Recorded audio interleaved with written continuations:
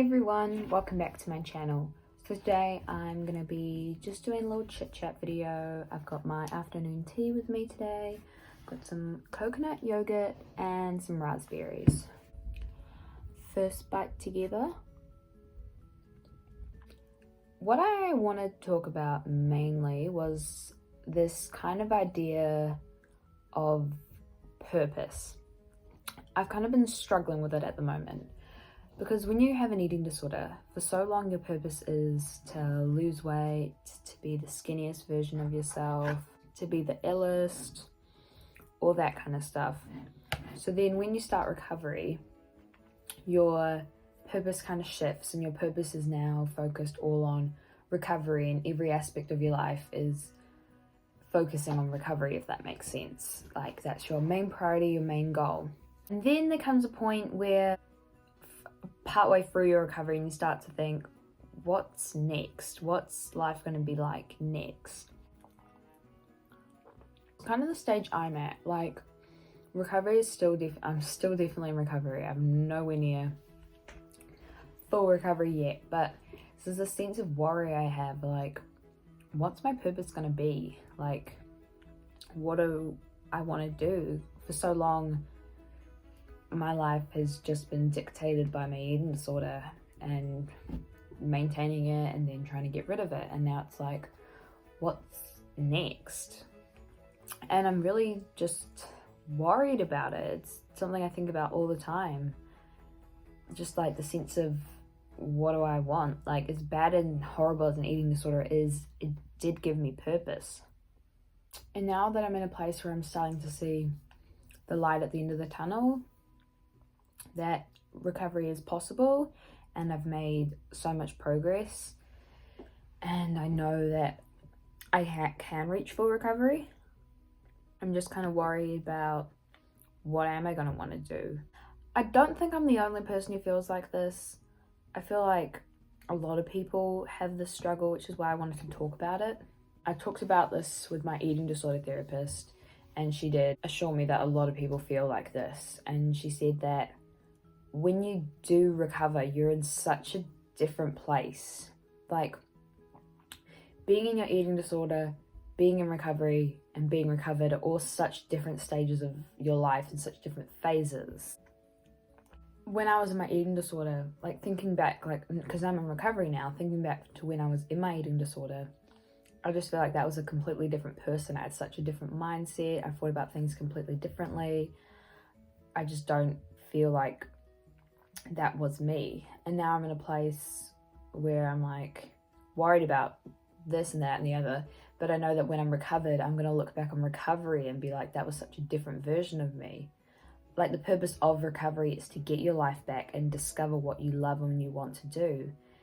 And I know that I'm just scared about and worried, like, what if I don't find my purpose and then I'm struggling and stuck and end up turning back to my eating disorder. I do feel I'm in a place now where I don't want my eating disorder. There used to be times when even though I'd chosen recovery, times that I was just wished and for my eating disorder, craved just going back to it and the simplicity of it. But I'm in a place where I don't want that anymore. I realized how horrible my life was, how small it was, depressing, and it was just painful. And now that I'm in recovery and I'm starting to experience all this teenage life again and just life in general, I'm kind of getting to a place where I am in a place where I don't want my eating disorder, I don't crave it, but I do have like a sense of nostalgia for it. In a weird way, it was just comforting, but at the same time, I promise I don't think I will ever go back there because it was just horrible. It just leaves me wondering, like, what is next for me? It's definitely scary, but at the same time, it's kind of exciting. How my therapist was telling me, it's kind of like having a blank canvas. You can choose, do, act however you want. You can recover and become a completely different person, exactly who you want to be. You can be and do whatever you want. It's just, I don't know what that is yet, but I feel like that's quite I feel confident in the fact that there are people in eating disorders who feel the same, and there are people who don't have eating disorders that are just as confused about what they want to do with their life. However you're feeling, you're not alone. So many people feel like this, and we'll get through it. It's just you have to persevere and keep going. You can't stop. The moment you stop is the moment progress doesn't happen, and you want to continuously be making progress and getting after your goals. I hope that makes sense. Now I'm just going to share some tips on how I've been dealing with this. My first tip is trying to just be present. I know that's really hard for a lot of people, but just trying to live in the moment. If I'm taking my dog for a walk, I'm trying to just be in that moment, walking my dog, looking outside, being in nature, that kind of thing. When I'm hanging out with my friends, trying to just hang out with them and talk to them and really just be in that moment. And it definitely helps, because when you're constantly worrying about the future, it just makes you have to worry about things twice, in a sense. Like, why worry now? You have nothing to worry about yet. And you might not even have something to worry about. What's the point of worrying before you need to? So I'm just trying to be more present. Second thing is, I did this thing at this course that I do. It's like a little well-being kind of course, and they printed out these big lists of 100 different values, and we had to pick 2 in the list.